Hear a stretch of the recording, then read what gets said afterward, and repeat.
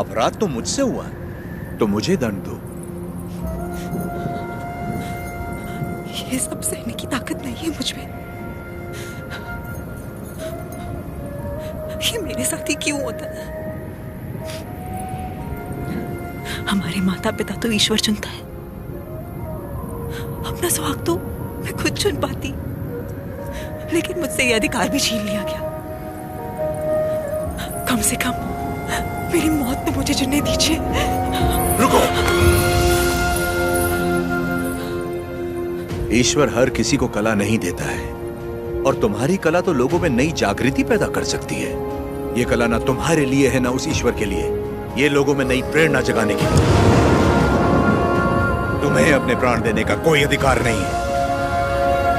मर के जब हम ईश्वर के पास जाएं तो हमें इस लायक होना चाहिए कि उससे आंखें मिला सके, गर्व से कह सके कि हम मरने से पहले जी भर कर जिए, आखिरी सांस तक जिए। हर जीवन का एक प्रयोजन होना चाहिए, बल्कि हर मृत्यु एक नए जीवन का शुभ आरंभ होना चाहिए। जिस दिन अपने जीवन का लक्ष्य पा लिया, उसी दिन अपनी मृत्यु का उद्देश्य भी पा लिया।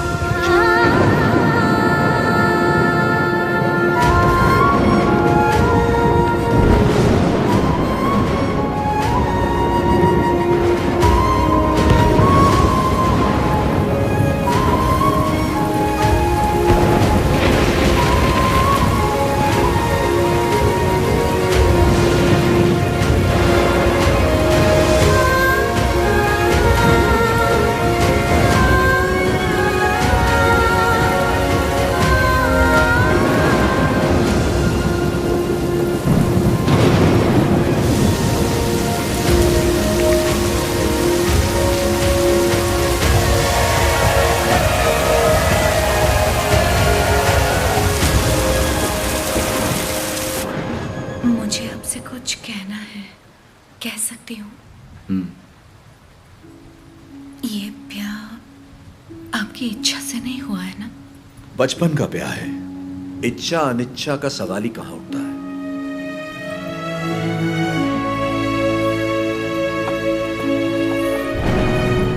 आपकी बात तो सही है, पर मैंने तो बचपन से सिर्फ आप ही को चाहा है। तुम्हें पता था कि हमारा ब्याह हुआ है? और क्या, मुझे तो बचपन से ही पता था। बचपन से लेके आज तक आप ही मेरे संसार हैं। आपके लिए न जाने कितनों से लड़ी हूँ, यहाँ तक कि अपनी अम्मा से भी। सब कहते थे कि अगर मैंने आपको देखा तो दोष लगेगा, इसलिए आपसे कभी मिल नहीं पाई।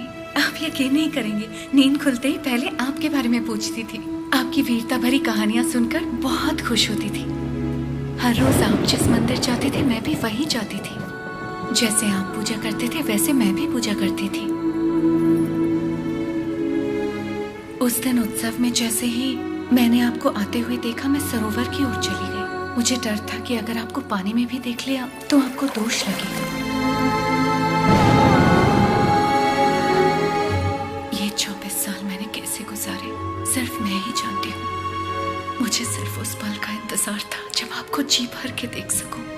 यज्ञ के समय भी मैं आपको देख नहीं पाई, इस डर से कि कहीं आपको देख के रो ना पड़ूं। वहां लोग देखते तो क्या कहते।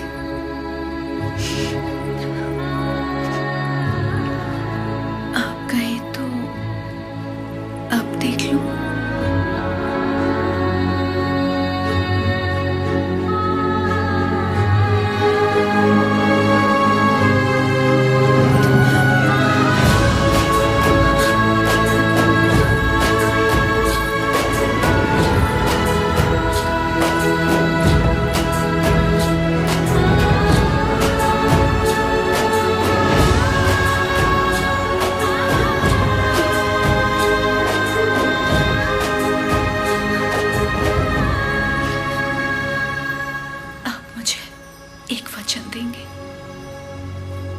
मैंने अपनी सारी जिंदगी सिर्फ आप ही को चाहा है।